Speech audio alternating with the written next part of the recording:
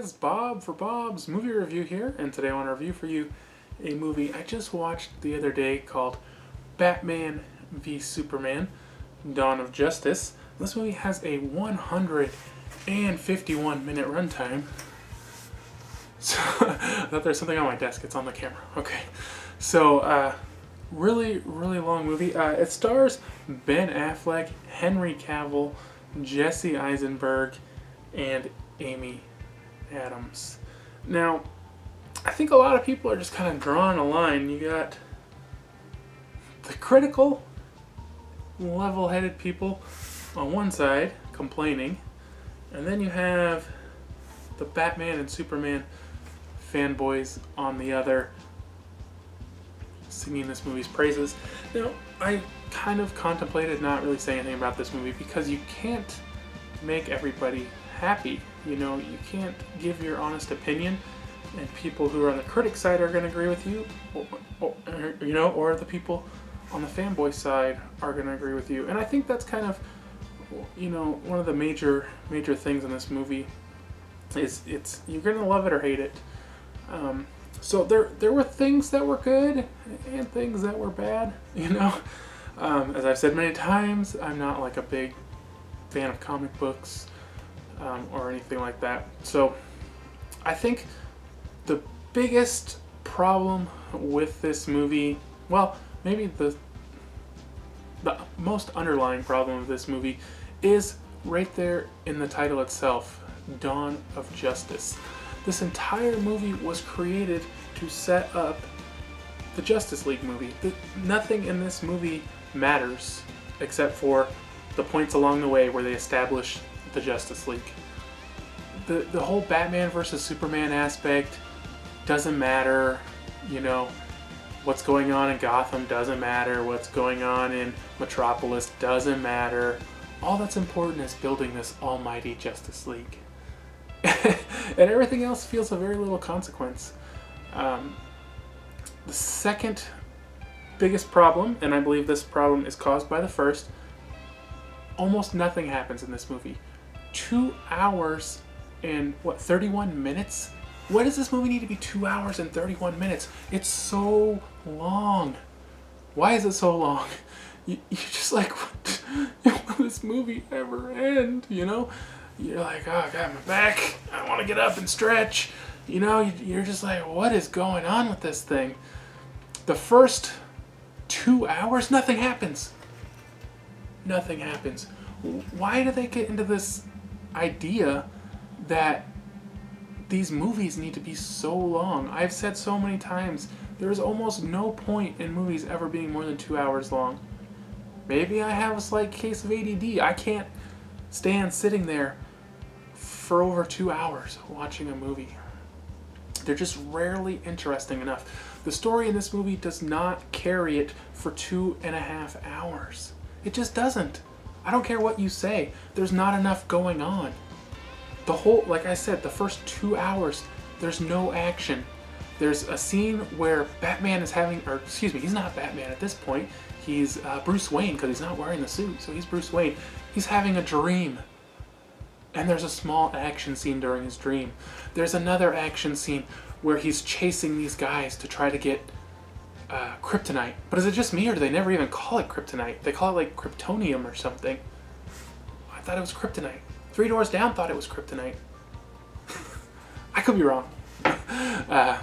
So anyways, he just gets in this small chase scene. Almost nothing happens. And you just get bored. It's so boring. There's nothing. The story's not interesting. So then, as they slowly build to this Batman versus Superman epic battle, their excuses are so paper thin, they can just blow away in the wind. So you get to this Superman-Batman battle, and as soon as this movie came out, Batman does not stand a chance until he learns of his... Well, actually, he doesn't even learn. Lex Luthor, I believe it is, learns of his kryptonite weakness, and Batman intends to use this to his advantage. So I guess we were all wrong. Batman does stand a chance. He has to build this special Hulk Buster, Superman Buster armor, which doesn't seem that effective in the actual fight. Now the fight is very short, and as I say, their excuses are so paper thin because the reason the fight stops makes absolutely no sense. There's no reason whatsoever, and you're just confused. They go from trying to kill each other. I'm not going to say why, but Batman has to kill Superman, and Batman throughout the movie has established that he believes Superman will try to overtake the world and kill everybody. So he must kill Superman. Seems like a stretch. A stretch, anyways. So they're both trying to kill each other, and one is about to win. And they just stop fighting and become teammates. I'm not even joking. It's like 10 seconds from one of them about to die to them becoming teammates. And you're just like, what the heck? What even happened? You're just confused. What? And is it just me, or is Wonder Woman, I almost call her Superwoman, Wonder Woman, like, just stuffed in there? It's like, put Wonder Woman in this scene. Yeah, who cares? Just put Wonder Woman there. You don't even know what's going on until you finally find out she's Wonder Woman. You're like, oh, okay. So then, of course, they have to release the ultimate enemy, which will cause Batman, Superman, and Wonder Woman all to team up to defeat this super villain of sorts. And the fight was okay. It was nothing, I didn't think, spectacular about it. I thought it was really anticlimactic. And as I said, this whole movie was designed to create this one moment where these three would team up. They also have a very short part where they show off the other Justice League members on a computer. So they make cameos, but they're not actually in the movie. They're on a screen in the movie. Oh, whatever. It's just, why? Why? It's so pointless. Just make... This movie would have been 10 times better if they just said, Batman doesn't like Superman. Oh no, wait, they're on a team now, and the Justice League is here. And then just call this movie Justice League. Yeah, it would have been so much better. But this whole movie was created to form the Justice League, and I honestly think this movie would have been a lot better if it had been 40 to 50 minutes shorter. Get rid of all that boring crap along the way that you don't need. Now, another glaring issue with this movie is the villains. Jesse Eisenberg was terrible as Lex Luthor. Let that sink in. Oh wait, you already knew? Okay, it was obvious as soon as they announced it, as soon as the trailer came out, he was going to be terrible as anybody. Jesse Eisenberg is okay, but more in a comedy role than whatever he was in this movie. I did not like him at all. That's just the way it is. You know, I think a lot of people are saying the same thing. It just was a horrible character, and so he makes a terrible villain. That's all there is to it. You don't care about him at all. You don't understand. I never even understand his motivation. I don't know if they ever gave him a motive in this movie. Like, his dad wasn't nice to him. That was his motive. Like, oh no, my daddy was mean. Now I'll try to destroy the world, or Superman, or Batman, or I don't even know. You don't know. You can't ever figure out what he's even trying to do. And then the final villain, I will tell you because it's in the trailer. They didn't hide anything in the trailer. They gave away the whole movie in the trailer. Doomsday. He's kind of like this hybrid, and again, you're just like, oh, it's just some stupid monster. It's not a character. You don't care. Whatever. Is he dead yet? Get him off the screen. This movie over. You know?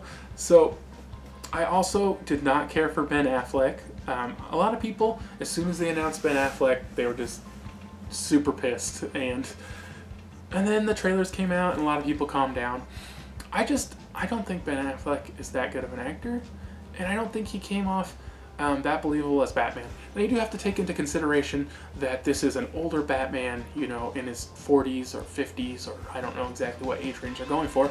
And I kind of wonder if some of it was Ben Affleck's limitations, or if this is like supposed to be an older Batman, because like his fighting scenes, he looks kind of clumsy and, you know, not real energetic, and not like, you know, just like fighting everything off. He just like, you know, like a slower, older Batman, I guess. So maybe it was intentional. I really don't know, but I didn't care for it, you know, and I have the right to not care for an older Batman. I'm sorry, but it is my right.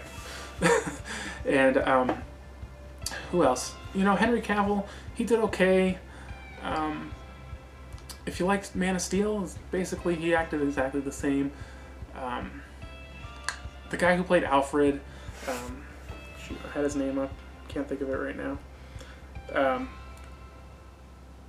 Jeremy Irons, he plays like this weird Alfred, and you know, maybe if you're familiar with the comics, it makes sense, but we're used to the older butler style Alfred, and that's what I expect. An Alfred who's kind of older, wearing a suit, you know, carrying around a tray with tea on it.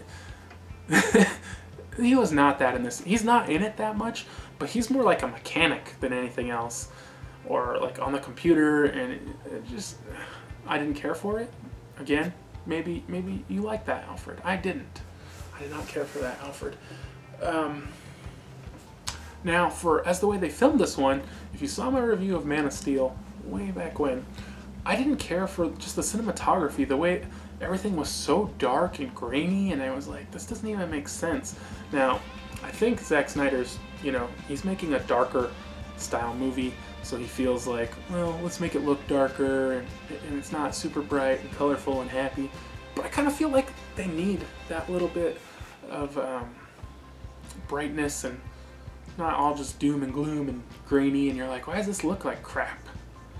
Now, this movie started, and it was quite a bit brighter, not really grainy, and I was like, alright, let's give it a look a little different. Give me a little more cheerful mood to watch this movie. And it felt like it kind of went back to it. It kind of went around, so I enjoyed the way it was filmed more than Man of Steel, but still, it kind of had that gloom and some of that graininess to it. So I've been complaining forever already. Once they get all team up and start fighting, it does get pretty cool. But as I say, that's the very end of the movie. Take this and take Fantastic Four. Fantastic Four, nothing happens until the last 5 minutes. Well, the 5 minutes before the last 10 minutes when nothing happens again. Why are they designing these movies so you have to just sit through boringness to get to the action? They need to be more well-paced, more spread out, you know? But, and that's, I guess I just realized that's the problem in a Batman versus Superman. In a Batman versus Joker, well, you can fight all Joker's henchmen. You know, you're trying to get the Joker, you gotta fight through all his henchmen, you know, and then in the end you'll fight against the Joker. In a Batman versus Superman, he has no henchmen. They're not fighting at all through the movie. Batman's just like, well, I gotta go steal Lex Luthor's information off his computer. And Superman's like, we gotta stop this Bat vigilante. And you're like, why? So, overall, guys, I didn't enjoy this one. As I've established, it's too long, too boring, and even when it does get into the action, the story just isn't that interesting. You just don't care.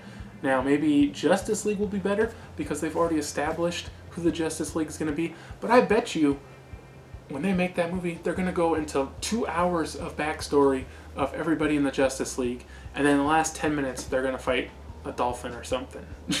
Because they got to get Aquaman in there somehow, so they're going to have to do something. You know? Oh, whatever, guys. I hope you don't get too angry at me for this review, you know? I want to give you guys my honest thoughts. You know, if you love Batman, go see it. I haven't heard a single person who said they love Batman say they didn't like it. But it's not for me. Thanks for watching, guys. If you enjoyed this review, give it a thumbs up. If you think I'm terrible, give it a thumbs down. If you haven't already, subscribe for more videos, and I'll see you guys next time. If you're interested, be sure to subscribe on YouTube, follow on Facebook, follow on Twitter, and follow on Instagram.